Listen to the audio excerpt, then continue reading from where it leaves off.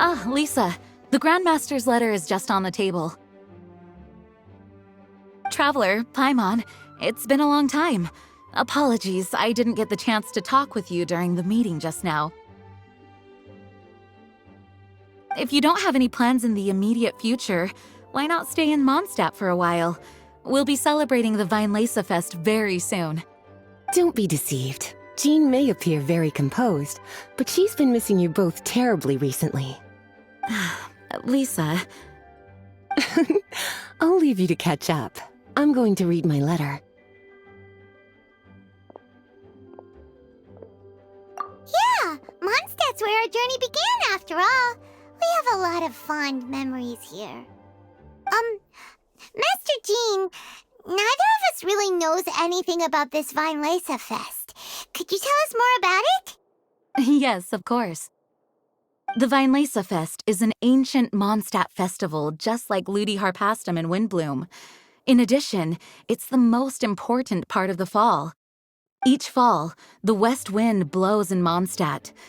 Legend has it that the wonderful scent of Mondstadt's winemaking during the harvest season entices even the Animo Archon into attendance, being the great wine lover that he is. No matter where he is, he will transform into a soft breeze and return to his homeland. Yeah, that sounds like the Animo Archon, all right. For this reason, Mondstadters call the western wind the returning wind. The Weinlesefest originally began as a celebration to welcome Lord Barbados on his return.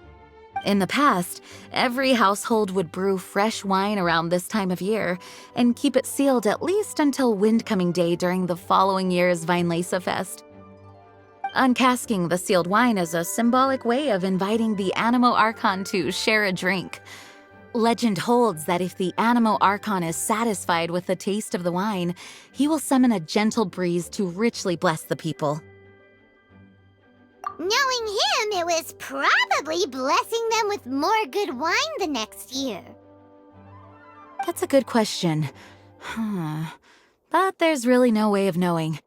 These are very old stories. Many of the details have been lost to time. Yep, that'll happen. Some stories change completely as they get passed down. Hence why these days, Mondstadters will get into endless arguments over what kind of flower a windbloom is. All part of how cultural heritage is created. Indeed. But for the time being, at least, the tradition of paying tribute to the Animo Archon on Windcoming Day is still alive and well, and the Weinlesefest remains a time for Mondstadters to share the joy of the harvest with one another as they partake of fine wines. This is a time of the year when many Mondstadters living away from Mondstadt return to their hometown. For those unable to return, Weinlesefest is the period when they miss their family and friends most keenly. Oh, so that's why the Grandmaster wrote, "May the wind carry our sentiments back to your side." For this year, we've joined forces with the Church of Favonius and the Adventurers Guild to host a celebration on the banks of Cider Lake, just outside of Springvale. There will also be a traditional wine market during the festival period. Wine market? Well, originally, it was simply a place where winemakers and farmers would come to trade in raw ingredients for winemaking. These days, it is a much grander affair. Not only will you find a range of choice wines, but seasonal fruit beverages and food items for everyone to enjoy too.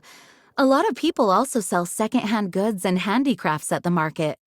The Knights of Favonius plan to use this as an opportunity to do some fundraising for needy children and elderly people in the city. Wow, sounds pretty cool. If you have the time, I encourage you to take a look around. I hope you'll find it a worthwhile experience. Now, Lisa, what was the Grandmaster's message to you about? I was just about to bring that up. The Grand Master says he wants me to handle something for him. Something to do with Razor's past. Razor told us that he was raised by a pack of wolves in Wolvendom. He never knew his parents. In his own words, the wolf pack is his lupical, which means family. Yes, that was as much as I knew as well. But in his letter, the Grand Master says that in the cabinet above the third bookshelf, to the right of the grandfather clock in Jean's office, there's a wooden box containing some items that Razor's parents left for him. He says it's time to give the box to Razor. Does this mean the Grand Master knew Razor's parents? It would seem so. The Grand Master didn't simply run into Razor one day in Wolvendom and teach him how to use a sword. No, the connection between them goes back much further. Wow.